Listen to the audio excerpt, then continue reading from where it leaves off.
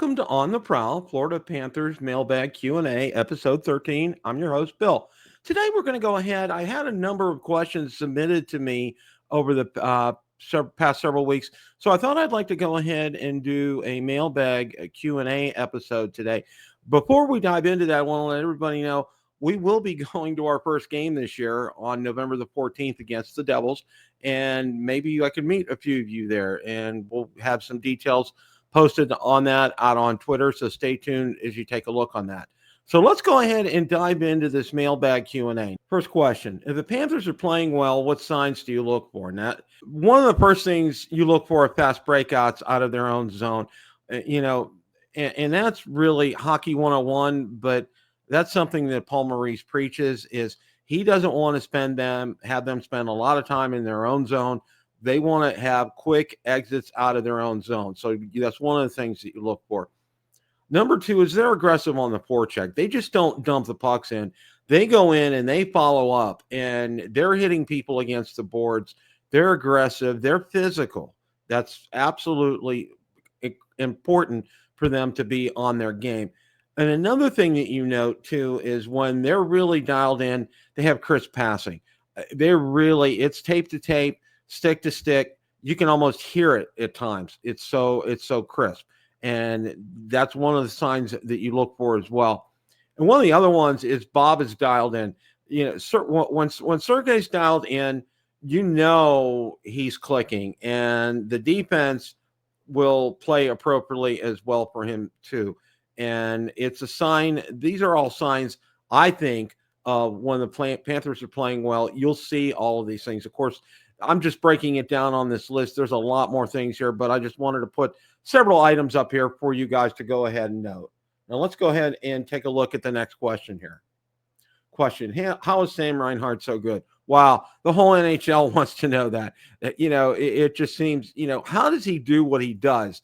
And I thought I would break it down here with these 4 points. The first one, and these are in random order. These aren't in order of importance or anything. Number one, he positions himself well out on the ice. When he scores goals, he always seems to be in the right position at the right time. And that ties in with number two, great anticipation. He communicates well with his line mates. More often than not, he's been paired up a lot with Sasha Barkov and Erod, and he anticipates what they're going to be doing. And of course, we all know Barkov is so good with his passing, and just an incredible anticipation with him as well. One of the things that a lot of people don't talk about, but they should, is Sam Reinhart has an extremely accurate shot. He is a grade A sniper when it comes to shooting the puck. He finds corners, he finds holes, he finds spaces there where a lot of players, when they take those kind of shots, they're going to hit the glass or be way off. He's very accurate. And the last one is he's on an exceptional line. I mean, to be more often than not, he's been on a lot on the line with Barkov and Erod, and that has bowed him very well. They seem to communicate real well. They have great chemistry together out on the ice. All of these things combined really just help make him who he is. But, he has an intangible out there. He's just a great player, and he's a very underrated player as well. But yet, there he is leading in scoring. So let's go ahead on to the next questions. What are your thoughts on Spencer Knight? Spencer Knight has been up and down between, the AHL and the NHL. And this year it's his show. The backup is his for the taking here. And just a few thoughts that I have on him. The last game he was in, he was very solid. I was very impressed with how he played. He let in a bad goal, but he got very solid after that, and he played well. And I think the second point is not so much Spencer, but the defense seems to play even better for him when he's in the net. And they step up their game, and that's great to see. We have a great defensive core with the Panthers, and they really step up, and they really take charge, and they block a lot of shots. And the forwards as well, too, block a lot of shots out there. And, the last point is the more he plays, the better he'll get. And you could tell that so far this year. When he's in and when he starts getting dialed into a game, he's really solid and he plays well. And I think he's only going to get better with time. Again, he is the backup goalie this year, and I really like where he's at. Now we'll go ahead and go to the next question here. Question: will the Panthers repeat as Stanley Cup champions? This is probably, I would think, the number one question I've got over the past few weeks and past several months. For that example, will they repeat as Stanley Cup champions? And this is what you would call a very loaded question here. But I'm going to attempt to answer it here with several of these points. The first one is they need to stay healthy, and as almost right away, Barkov went down with a lower body injury, and he was out a couple of weeks. And then Tkachuk was out with an illness for a couple of weeks too. So, it really, and while they played well, they're better with both of them in the lineup here. And I think it's important. And I think one of the things that's very underrated about the Panthers is their training and strength and conditioning staff that they have.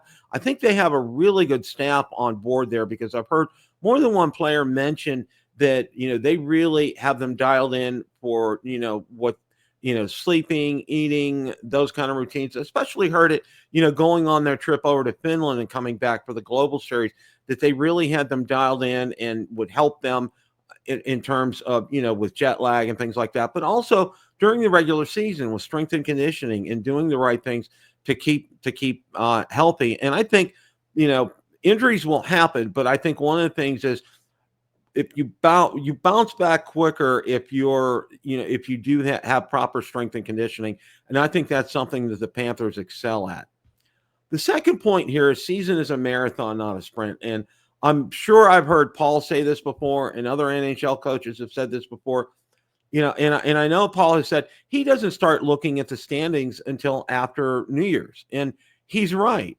Not that, points are important, and just as important in October as they are in April when the regular season's winding up.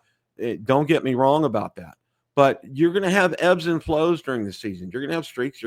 They're on a great streak right now, and fingers are crossed they can keep that up. But they'll probably lose 2 or 3 in a row, and it's no pushing the panic button. Just keep doing what you're doing. And one of my examples is go back to the finals last year when I thought one of those 3 losses in a row, and I think it was Game 5, where they actually played well. And Paul even acknowledged that they played well, even though they lost. They really kind of picked up the pace, and they started playing Panthers hockey. Like I said, being aggressive on the forecheck, clearing out of your own zone quickly, crisp passing, that kind of thing. They played well, even though they lost that game here. And I think those are things that Paul looks for during the season here, is seeing the chemistry and seeing them playing well. And I think it's really important. And the third point here is staying focused. Now, there's a lot to be said for that. And I think that's one of the primary responsibilities, I think, of an NHL head coach, is to help his team stay focused and keep your eyes on the prize here, so if you will. And I think that's something that Paul does very well. As you guys are all aware, as Panthers fans, it's not Club Med when you go in for a practice with the Panthers, okay? Paul puts you through a workout each and every time. You're not going to sit there and be leaning on your stick. He has them going the whole time. And I think that helps them stay sharp, stay focused, and stay dialed in. So a lot to be said on staying focused. And a lot of that, it ends up falling on Paul Maurice, which he does an exceptional job as in my opinion. And the last one, control your own destiny by playing well. So many times at the end of the year, you're scoreboard watching. Oh, you need the Rangers to lose, or you need the Devils to win, or this or this. Don't put yourself in that position. You control your own destiny by playing well and winning. If you scoreboard watch, what are you really doing? You're taking your point number 3 is to stay focused, and part of that point is to play well. And there's going to be a lot of games the Panthers will play well but lose this year. And I think that's one of the things that Paul looks for, as long as they're playing well, is that they can control their own destiny by playing well. But I want to thank everybody who, and that was one of the most submitted questions I had. So let's go ahead and go on to the next one. Question: what are your thoughts on a Winter Classic or Stadium Series in Miami at Lone Depot Park versus the Bolts? Okay, wow, yeah, and I did get a lot of questions on that.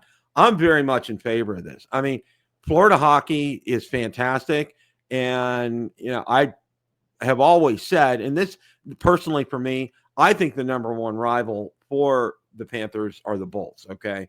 Many of you know I live in the Tampa area and I don't care for the Bolts. That's why I follow the Panthers. And I'm very pleased to follow the Panthers ever since I've come to Florida here. And it would be fantastic for hockey, for the state of Florida, for them to go ahead and do this. Now, point number two is I prefer it to be a Winter Classic. And my reasoning for that is I think all eyes are focused on the hockey world when you have a Winter Classic. Don't get me wrong, Stadium Series are good too, but they seem a little more diluted. They seem, everybody on New Year's Day, what are they doing? All right. You're either watching football or you're going to be watching hockey. You're going to be watching the Winter Classic.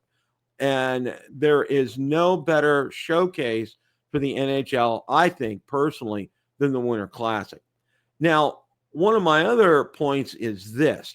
I think a baseball stadium is much better for viewing than a football stadium. And I'll give you an example here. In 2011, I was living in Ohio at the time, and I got tickets. My friend knows somebody with the Pittsburgh Penguins, and I got what I thought were great tickets for the 2011 Winter Classic, all right? And it was held at what was called then Heinz Field, which I thought, okay, this is great. I looked at where our seats were, and man, I said, you know what? I brought two of my children with me. I said, man, these are fantastic. I mean, these are just absolutely spot on. I'm so looking forward to this, all right? Well, they were fantastic seats for football. But for a hockey rink in the middle of a football field, we pretty much, I'm going to say when the action was down our end, we could see some of it. But for the most part, we had to watch the scoreboard. And the scoreboard was great because you got to see the view on TV. But without that, you really couldn't see what was going on. And I talked to a lot of people who said probably if you're up about maybe another, another section up, you have much better seats and a much better vantage point to be able to see some things. But you really kind of had to be on the side. If you were on the ends or in the back or in the upper deck, even in the upper deck, players are so small, it was hard to discern who they are. So this is why I would say it would be better for a baseball stadium, much better for a baseball stadium for viewing than for a football stadium. And this comes from personal experience. Now, I know a lot of people that went to they had a stadium series against the Flyers down at Heinz Field and sat in the upper deck. And they said they really enjoyed it. And they said they thought their view was great. But I can tell you again, looking at some of the footage from some people from their iPhones and stuff that they shot from the upper deck, I mean, it was very hard to discern players, who they were, and where the puck was. So all in all, it's something I would highly love for them, the NHL, to do. It would be great. I would definitely go to something like that, and having it at Lone Depot Park would be great because, again, that's an enclosed roof. The NHL can take care of the ice conditions there, and it could be very tolerable for weather. Now, when we went in 2011, the weather, you expected on New Year's Day, especially up north, to kind of be chilly. It was 40 degrees and raining. It was about as miserable as you can get to watch an outdoor event. It could not have been any more miserable. So let's go ahead and move on to the next question here. Thoughts on the Global Series in Finland. Now, I did have a podcast on the Global Series in Finland, but I do want to go ahead and just because I've gotten some more questions about that, so I thought I would go over this here. First and foremost, it was great for our Finnish players, for Barkov, Lundell. It was fantastic for them. They got to play in front of family and friends, and especially Barkov, he was in his hometown. I mean, how much better could it get for somebody? And as you saw, Barkov rose to the occasion in that first game. He was stellar in both games, but he really rose up to the top in the first game. I thought he did fantastic. And of course, it's great exposure for the Panthers because, we're in a small market. we acknowledge that, and not as well known as some of the other teams, even Tampa. Tampa's in a larger market. So it's great exposure for them. And the other thing is, I know a lot of people have said, that they poo-poo people going over to Europe for these NHL series, for especially for the team and everything, for the players, and it's a lot of fatigue involved. Well, I think the Panthers had almost 3 or 4 days off before the back-to-back games, and then after them, they had 4 days off as well. Paul Maurice did a fantastic. Nothing like the first day back. He let players get their legs back, get adjusted back to time, get over jet lag, and then they had a light workout the other day, and then the day after that was a full-on practice. So they did that well, and also, Paul followed up by doing well and not pushing things, and you could see that it has boded very well for the Panthers. They played well since they've come back from the break here. So let's go ahead on to the next question here. Question: should the NHL expand to Atlanta? Wow. Now, I have to say this. I watch a lot of hockey podcasts. One of my favorites is Cats and Bolts. I got to say that. My man Rod and Serena, they just knock it out of the park each and every time. And this is one of the questions that they had recently, and I've gotten this question a lot myself too. And the first thing I have to say, Atlanta's already had 2 teams. They've had 2 chances at this. They had the Flames and the Thrashers. So I'm going to say no, because even if you got a stadium, everything's great. I mean, that's fine. But you know what? No, you've had 2 bites at the apple. Let's move on here. And as a possibility, I would think Houston would be a possibility. As you know, many years ago, Gordie Howe, I think, played for the Houston Aeros from the WHL. People seem to be interested in hockey in Houston, and I'm like, why not give them a shot? I think they have an arena down there. And I think the other choice that I think people need to consider as well, too, is Quebec City. I believe they have a nice stadium up there. There's been NHL games played up there. I think the fan base is up there. I think they'll support them. I would really be in favor of them being able to expand up there. So those are my thoughts on that, especially. But for Atlanta, I'm going to say absolutely no. That ship has already sailed for them. Let's go ahead on to the next question here. Why do players want to play for the Florida Panthers? Now, I've had this question in many different, it asked in many different ways, but basically the same thing was, why do they want to come and play for the Florida Panthers? What sets us apart? And I went through and I did a deep dive, and I found several things here that I want to go over with everybody. Now, the first, great chemistry, especially in the locker room. You can't underestimate how great chemistry plays a part in a team's success over a season. And this is something, it's been said by multiple players that they really get along well with each other. And it's very rare. Usually you find some contention in the locker room. One player doesn't like another player or this. That's not to be found with the Panthers locker room. Not to say that there isn't, but publicly, everything that I've read, and I read all our great writers out there, there's nothing in there like that. There's a lot of great chemistry. They really get along well with each other, and they really genuinely like each other. And the second point in this is Paul Maurice. I followed Paul for years, and I've loved his coaching style, and I could not tell you how thrilled I was when he got to the Panthers. And I said it under my breath. I said, he's probably going to be the one to lead them to a cup. I wish I had that recorded. I didn't record that, but I did say that. And, I was a great fortune teller because, of course, last year they did. No questions asked. You're going to work hard for if you are a player under Paul Maurice, you're going to work hard. You're going to practice hard. There's no ifs, ands, or buts about that, okay? He asks a lot of his players, but I'll tell you what, the system that he has down and the way he does things better than any other NHL coach out there, he's so dialed in. He knows what he's doing, and he gets great mileage out of each and every player. Players want to play for him. They like him. He's great with the assistant coaches and getting line combinations together. He almost always puts out a great lineup. You see very few times I think he ever makes a real mistake when he's pairing up lines and getting line combinations out there. He does such a great job. And also a lot is to be said too for the assistant coaches for the Panthers. They really are dialed in with Paul. They're on the same page with him, and it really shows and it really works. Now, the third thing, I think it's not a moot point. It is important. There is no state income tax in Florida.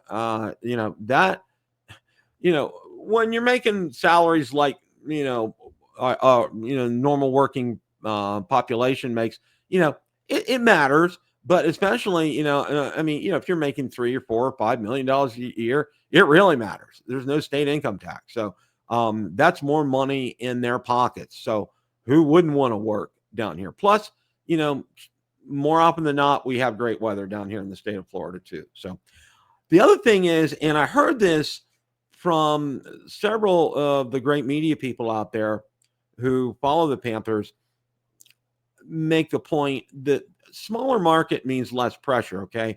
We're not in New York. We're not in Chicago. We're not in Los Angeles. Okay. And even Tampa. Right. There are in Toronto. I'll give you a real high pressure market. Toronto. Okay. We're not. It's a smaller market. There's less pressure. Do yourself a favor. All right. Go to George Richardson from Florida Hockey Now, Alex Baumgartner, Colby. Go out there and follow some of the Q&A that they have in the locker room, okay? They are so great with the players. That's one thing that has really impressed me about how the press covers the Panthers, especially, those guys who I just mentioned there. They do a great job with this. They're very thoughtful with their questions when they ask them. And I think the players respect that and honor that. And they know that there's not that scrutiny and that pressure that there is on them, and say in a market like Toronto or New York or Boston or Los Angeles or Chicago, okay? They really are very laid back with how they approach their Q&A with the players. The players respect that, and they respond in kind. And you look at some of the Q&A, for example, I saw Matthew Tkachuk is almost always available. He's just a great guy, and he loves interacting with the press. He loves interacting and answering their questions, and he does such a great job. And more often than not, a lot of the team members do as well. So a smaller market means less pressure. I think a lot of players really buy into that. They love that. I think it really helps them out. Let's go ahead and move on to the next. How do I submit a question? Okay. That's a great question in and of itself here. All right. Let's go ahead and, submit your questions to email. My email address is FloridaPanthersDen@gmail.com, and put in the subject Florida Panthers Den mailbag question. All right. Now, for those of you that go ahead and do submit a question and that I use here on the broadcast, for those questions that I select for the broadcast, I'm going to send you a bag of Florida Panthers Den swag: pen, keychain, stickers, magnet. One lucky winner each month. 2024 Stanley Cup Florida Panthers glass. I got this. This is from Fanatics. This is brand new. Or win this 2024 Stanley Cup champions Florida Panthers mug. So I've also been getting a lot of questions about the Florida Panthers in terms of TV. And a lot of people are out, I can't find the game. How do I watch the game? Okay. I'm going to refer you back to one of the podcasts that I did recently. And let's see if I can go ahead. Okay, I'll refer you to watch this podcast that I did on the Prowl, How to Watch the Florida Panthers This Season, Episode 7. Gotten a lot of great compliments on this. This really gives you all the options on how to watch the Florida Panthers. And I especially pay attention if you're out of market like a lot of us are, because I live in the Tampa area. I catch a lot of the games on ESPN+, but I also talk about NHL Center Ice, and they're on channel 769 to 788, I think. And the NHL Network is on channel 215. But definitely, you want to take a look at this episode that I did. It's episode 7 on the Prowl, How to Watch the Florida Panthers This Season. This will really help you in terms of being able to watch the Panthers. I can't say enough about that. I want to thank you guys for tuning in this week. They're on a great roll right now. As of this broadcast, they've won 7 in a row. we're going to be going this week to Sunrise. We're looking forward to that very much so. We'll be there Thursday. Hopefully, maybe we might meet some of you while we're at the game. I'm going to be doing a little bit of filming at the game as well. So look forward to that. We're really going to enjoy that. And like I said, we have partial season tickets, and we're going to be going down for about 11 games this year. Looking forward to it. It's going to be a lot of fun. As always, guys, remember, it's a great day for Florida Panthers hockey. Time to hunt.